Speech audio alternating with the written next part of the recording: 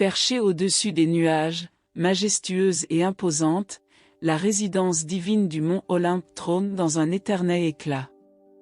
C'est un royaume de lumière éthérée, de pierres précieuses scintillantes et de jardins luxuriants qui fleurissent sans cesse, une vision d'opulence et de grandeur. Ici, au sommet du monde, résident les plus grands dieux de la mythologie grecque, maîtres de l'univers et gardiens de la vie. Il y a Zeus, le souverain tout-puissant, le roi des dieux et du ciel, dont la voix tonne comme le tonnerre. Sa reine, Héra, déesse du mariage et de la naissance, aux yeux émeraudes remplis d'une sagesse ancienne. Il y a Poséidon, le sévère dieu des mers, à la barre d'écume, Déméter, la douce et généreuse déesse de l'agriculture, dont le sourire fait fleurir les champs, Athéna, la sage déesse de la sagesse, drapée de chitons ornés d'oliviers, et Dionysos, le joyeux dieu du vin et des fêtes, dont la présence est toujours accompagnée de musique et de danse.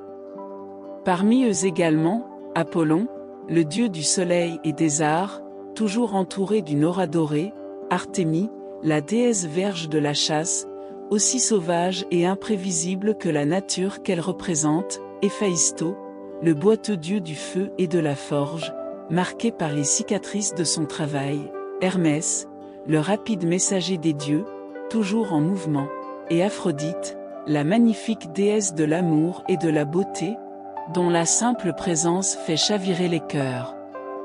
Et pourtant, au milieu de cette splendeur divine, une lassitude étrange s'est installée. Pour ces immortels, la vie sur l'Olympe est devenue un cycle ennuyeux de plaisirs éternels et de querelles insignifiantes. Les festins sont moins savoureux, les plaisirs sont devenus ennuyeux, et même les plus beaux paysages semblent perdre leur éclat. L'immortalité, jadis un don, ressemble maintenant à une malédiction, un poids insupportable de monotonie sans fin. Le désir de comprendre la vie mortelle, avec toutes ses limitations et sa finitude, commence à germer dans leur cœur divin, en quête d'une existence plus significative. Un jour, lorsque l'eau effleurait à peine l'horizon de l'Olympe, une réunion des dieux fut convoquée. Rassemblés au sein du grand hall d'or et de marbre, ils étaient une image de splendeur divine, mais dans leurs yeux brillait une lueur de mélancolie. Héra fut la première à briser le silence, sa voix résonnant comme une mélodie douce amère dans l'air dense. Elle parla de sa lassitude, du fardeau écrasant de l'immortalité qui éteignait lentement la flamme de leur existence. Un à un, les autres dieux acquiescèrent, leur voix s'élevant en un chœur de désir pour une existence plus authentique. Poséidon parla de son envie d'affronter les tempêtes qu'il avait lui-même créées. Déméter exprima son désir de sentir le poids de la récolte dans ses bras, la sueur sur son front. Athéna rêvait de découvrir la sagesse née des épreuves, et Dionysos de savourer le vin issu du dur labeur. Les paroles résonnaient dans la salle, chaque dieu exposant sa propre nostalgie de l'humanité. Ce fut alors que Zeus prit la parole, sa voix tonnant comme un orage sur la mer calme. Il proposa une idée audacieuse: pourquoi ne pas descendre sur terre et vivre comme des mortels, ne serait-ce que pour un jour? Il pourrait goûter aux plaisirs et aux douleurs de l'existence mortelle, ressentir la brièveté de la vie et comprendre enfin ce qui fait battre le cœur de l'humanité. Un murmure d'étonnement traversa l'assemblée. Certains étaient intrigués, d'autres hésitants. Mais au fur et à mesure que l'idée prenait forme, un sentiment d'espoir naissait dans leur cœur divin. Ils acquiescèrent à la proposition de Zeus, impatients d'embrasser l'incertitude de la vie mortelle et de comprendre ce qui la rend si précieuse. Ainsi, ils prirent la décision de troquer leur divinité pour l'humanité, ne serait-ce que pour un jour, et de vivre la vie d'un mortel sur terre. Au lever du jour suivant, une scène extraordinaire se déroulait sur le mont Olympe. Les dieux, ces êtres divins et immortels, se préparaient à abandonner leur essence éternelle pour embrasser la mortalité. L'air autour d'eux vibrait d'anticipation, et une lueur d'excitation éclairait leurs yeux alors qu'ils se préparaient pour leur transformation. Zeus, le souverain du ciel, fut le premier à se transformer. Sa silhouette majestueuse se réduisit, sa lumière divine s'estompa pour révéler un homme robuste et charismatique. Il avait choisi de devenir un dirigeant, un roi parmi les hommes, pour comprendre le poids de la gouvernance et du leadership. Héra, la reine des dieux, se transforma en une femme d'une beauté à couper le souffle, choisissant de devenir une épouse et une mère pour ressentir les joies et les défis de la maternité. Poséidon, quant à lui, prit l'apparence d'un pêcheur, son visage buriné par le vent et le sel, impatient de lutter contre les vagues qu'il avait toujours commandées. Déméter devint une fermière, son teint autrefois pâle désormais réchauffé par le soleil, tandis qu'Athéna, la sage, se transformait en une enseignante, avide de transmettre la connaissance acquise par l'expérience. Dionysos, toujours joyeux, choisit la vie d'un musicien, prêt à découvrir l'art créé sans l'aide de la divinité. Apollon, le dieu du soleil, devint un guérisseur, son aura dorée se fondant dans l'humilité d'un médecin, alors qu'Artémie, la sauvage, se transformait en une chasseuse, ses yeux clairs et concentrés ne cherchant plus que le prochain repas. Héphaïsto, le dieu de la forge, choisit de devenir un simple forgeron, son corps musclé maintenant marqué par l'effort et non par le feu divin. Hermès, le messager, se transforma en un commerçant voyageur, échangeant ses sandales ailées contre des chaussures de cuir usé, tandis qu'Aphrodite, la déesse de l'amour, choisit de devenir une femme ordinaire, désireuse de découvrir le véritable amour sans l'assurance de sa beauté divine. Un à un, ils se transformèrent, leur forme divine s'évanouissant pour laisser place à des corps mortels. Ils étaient prêts à faire l'expérience de la vie telle qu'elle est pour les humains, avec toutes ses peines, ses joies, ses défis et ses triomphes. La journée promettait d'être pleine de découvertes et de révélations.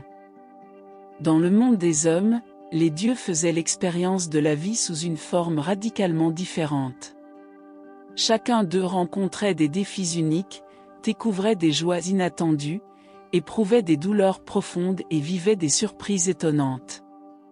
Poséidon, dans la peau d'un pêcheur, apprenait à dompter les flots turbulents, non pas avec le trident divin, mais avec une simple canne à pêche.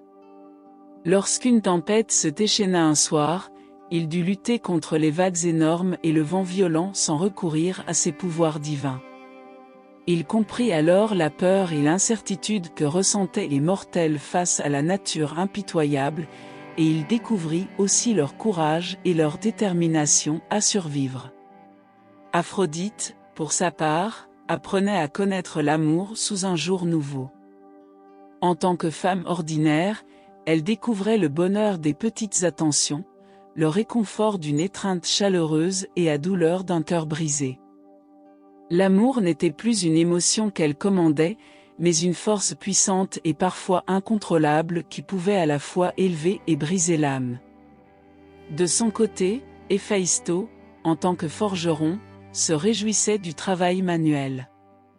À chaque coup de marteau sur le métal rougeoyant, à chaque pièce qu'il créait, il trouvait une satisfaction profonde.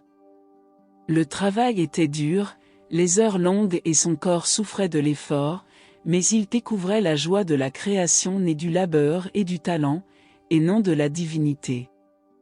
Ces expériences étaient partagées par tous les dieux. Certains faisaient face à des échecs, d'autres à des victoires. Ils ressentaient la joie et la tristesse, l'espoir et le désespoir, la satisfaction et la frustration. Chacun d'eux faisait l'expérience de la complexité et de la richesse de la vie humaine, et commençait à comprendre pourquoi cette existence éphémère était si précieuse et si fascinante. Après avoir passé une journée dans la peau d'êtres humains, les dieux firent face à une myriade de révélations. Ils découvrirent non seulement la fragilité de la vie mortelle, mais aussi sa force incroyable. Poséidon, en survivant à la tempête, comprit que la bravoure et la persévérance des humains surpassaient souvent leur peur. La lutte pour la survie ajoutait une saveur douce amère à chaque instant de vie, et il réalisa que le danger et l'incertitude ajoutaient de la valeur à chaque souffle, à chaque battement de cœur. Aphrodite, pour sa part, fut profondément touchée par la capacité des mortels à aimer, même face à la douleur et à la perte. L'amour humain, elle découvrit, était complexe et parfois déchirant, mais aussi profondément beau et émouvant. Elle vit que chaque relation, chaque émotion, était précieuse et donnait un sens à la vie, malgré sa brièveté. Héphaïsto, au creuset de la forge, découvrit le sens du travail bien fait. Il comprit que le talent et le dur labeur apportaient une satisfaction que la facilité divine ne pouvait pas égaler. Chaque goutte de sueur, chaque cloque, ajoutait de la valeur à son travail, et il découvrit une fierté dans l'effort que son statut de Dieu ne lui avait jamais accordé. De manière similaire, chaque Dieu fit face à ses propres révélations. Ils virent comment les épreuves et les souffrances forgent le caractère, comment la joie et la douleur tissent ensemble le tissu de la vie humaine. Ils découvrirent que la mortalité, bien que pleine de défis, était aussi riche en beauté, en sang et en potentiel. Pour la première fois, ils comprirent réellement la valeur de la vie humaine, non pas malgré sa brièveté, mais à cause de celle-ci. Au crépuscule, les dieux revinrent à leur forme divine. Ils réapparurent sur le mont Olympe avec des yeux remplis d'une nouvelle compréhension et des cœurs marqués par les expériences humaines. Réunis à nouveau dans leur salle commune, ils partagèrent leurs histoires, leurs leçons et leurs révélations. Chaque dieu, de Zeus à Héra, de Poséidon à Déméter, de Dionysos à Apollon, parla de ce qu'il avait appris. Ils racontèrent leurs luttes, leurs joies, leurs peines et leurs découvertes. Ils se rendirent compte que la vie des mortels, bien qu'éphémère, était pleine de sens et de valeur. Ils avaient compris le courage que cela demandait d'être humain, la résilience que cela nécessitait et la beauté que cela produisait. Forts de cette nouvelle sagesse, ils prirent une décision, ils interviendraient moins dans les affaires humaines. Ils avaient vu la valeur de la lutte, le poids du sacrifice et l'importance de l'expérience. Ils avaient compris que chaque douleur, chaque joie, chaque victoire et chaque défaite faisaient partie intégrante de l'expérience humaine. Alors, pour célébrer leur retour à l'immortalité et pour honorer l'humanité, ils organisèrent un grand festin. La salle du banquet résonnait de rires, de toasts et de récits. Mais au milieu des festivités, on pouvait voir un changement dans leurs yeux.